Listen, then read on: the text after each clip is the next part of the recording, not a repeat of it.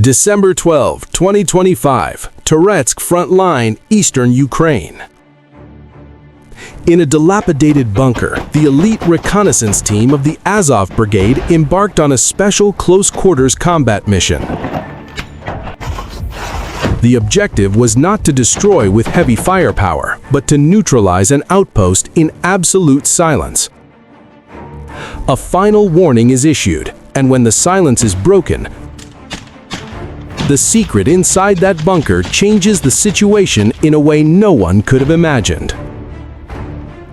At 06:35, the Azov reconnaissance team begins its approach. No motorized vehicles, no heavy fire support.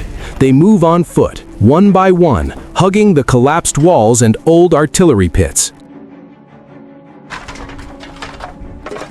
Reconnaissance drones had previously confirmed that a group of Russian soldiers were sheltering in a semi-underground structure, most likely a temporarily reinforced civilian basement.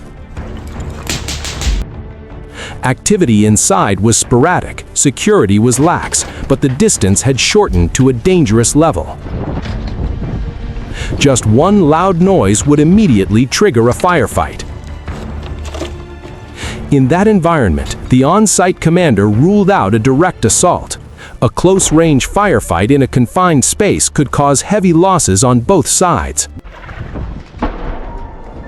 Therefore, they decided to try the final option before opening fire: issue a warning, forcing the enemy to reveal themselves or surrender. At 6:48 a.m., the call to surrender rang out, short and decisive. No lengthy threats, no promises, just a cold message accurately reflecting the balance of power at that moment. The seconds that followed passed slowly. Inside the semi-underground structure, there was no response or organized counterattack. Only sporadic sounds and hurried movements indicated confusion and panic.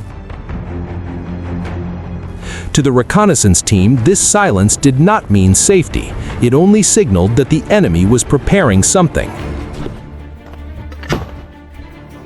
When the deadline passed, the decision was made. At 6:50 a.m., the coercive phase began. A grenade was thrown directly at the tunnel entrance. The loud explosion in the narrow concrete space forced the Russian occupying forces to reveal themselves.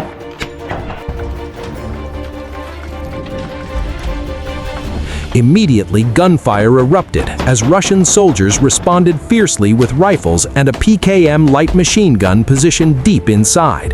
The PKM's fire swept continuously out of the bunker entrance, embedding bullets into the walls and metal frames, creating immense pressure that forced the Azov reconnaissance team to take cover close to their designated positions.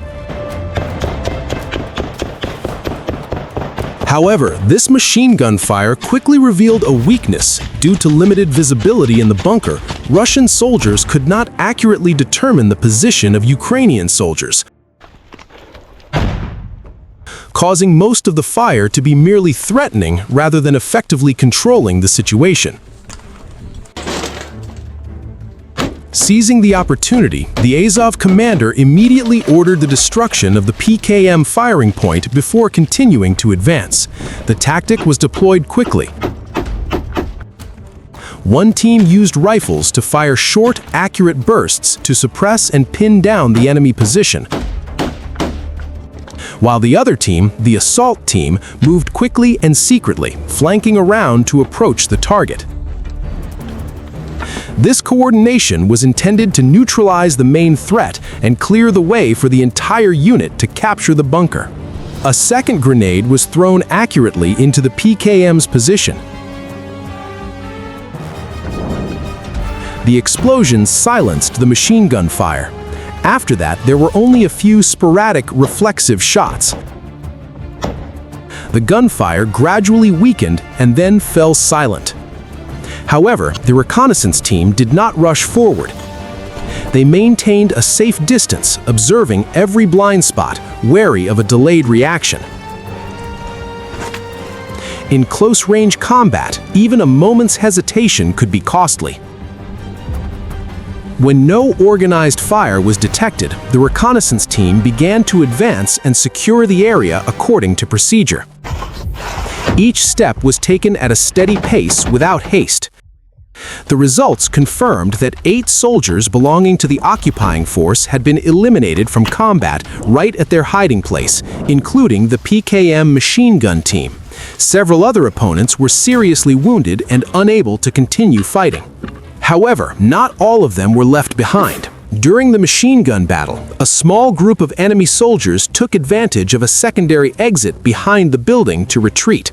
They scattered in different directions, trying to blend into the surrounding ruins. Upon discovering this, the Azov commander ordered a controlled pursuit without spreading out the formation. The fighting continued to spread to neighboring buildings. Gunfire erupted intermittently as small Azov teams closed in from each direction. Some enemy soldiers were shot down while fleeing, while others abandoned their equipment and continued to retreat deeper into the rear. There were no organized counterattacks, nor did any additional machine gun fire appear. The occupying forces in this area had clearly disintegrated. At 06:53, as the pressure of the fighting subsided, the reconnaissance team moved on to a comprehensive search. Auxiliary bunkers, underground rooms, and escape routes were checked one by one. It was during this process that they discovered a civilian shelter with people still inside. This was a familiar situation in frontline cities, where civilians were forced to live with the war for long periods. The approach was conducted cautiously. After verification, the reconnaissance team determined that it was a local civilian and his wife hiding in the basement. The man said they could not leave earlier due to continuous shelling and blocked roads. There were no signs that this bunker had ever been used for military purposes by the occupying forces. Although the main fighting had ended, the area still posed risks if opposing groups returned or fired artillery from a distance. Therefore, the local commander decided to evacuate civilians that same day. This was both a humanitarian and tactically necessary step to eliminate unintended risks and stabilize the area after the fighting. The evacuation process was organized quickly but meticulously.